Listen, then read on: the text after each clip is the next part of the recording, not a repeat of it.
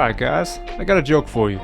What do you get when you cross a guy fresh off a historic championship run who leaves a perfect basketball situation and an entire country adoring him like he's some sort of god? What do you get when you cross that with a young and hungry playoff team that already has an identity, has chemistry, and is fresh off a 3-1 comeback? I'll tell you what you get. Get what you fucking deserve!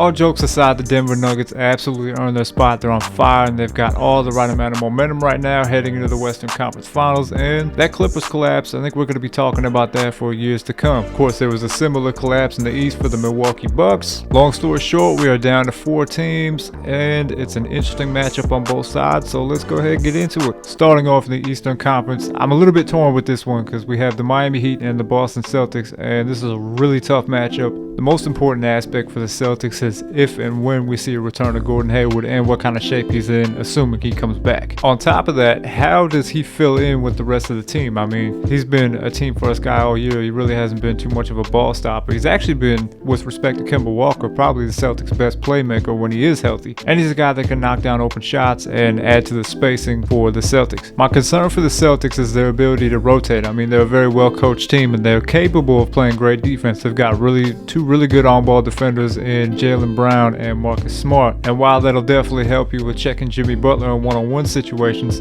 the Miami Heat just don't run isolation basketball. They move the ball really well, they set a lot of screens, and you have to worry about a lot of their shooters. I mean, pretty much everybody's on fire right now, and I don't see the Heat's momentum dying out anytime soon. I think those guys will continue to hit shots. Aside from the shooting, Daniel Theis's ability to guard Bam Adebayo is also a bit of a concern. While Theis is a really good defender, I'm more concerned with the help that he's going to get, particularly on the weak side rotations on the pick and roll. As much as Theis will do a good enough job to fight him for boards and stuff, if he's isolated with Bam on the low block, he's going to have a lot of trouble. Another concern for the Celtics is Kimball Walker. Not that I don't necessarily think he'll deliver in these big games. I think he's built for this stage, even though he hasn't been in the conference finals yet. I do feel like he's a bona fide superstar and he will deliver. The only issue is if Miami decides to completely key in on Kimball Walker, that greatly reduces the chance of Celtics winning games. When Kimball Walker plays well, the Celtics win games. As great as Jason Tatum and the rest of those guys are, Kimball Walker is absolutely the linchpin to their system. Whereas with Miami, Jimmy Butler doesn't necessarily have to have the best scoring game of his life in order to contribute in a positive way. They have enough scores and playmaking and in and outside shooting that Jimmy Butler doesn't have to have the game of his life every night. He can still contribute in a positive way by moving the ball and playing great defense as he does on a nightly basis. While it's pretty obvious that the Celtics starting lineup looks a little better on paper than Miami's, I do feel like Miami has the best 1-8 or 1-9 lineup of any of the teams left in the league, really. And their tough, gritty brand of basketball, along with this newfound attitude that they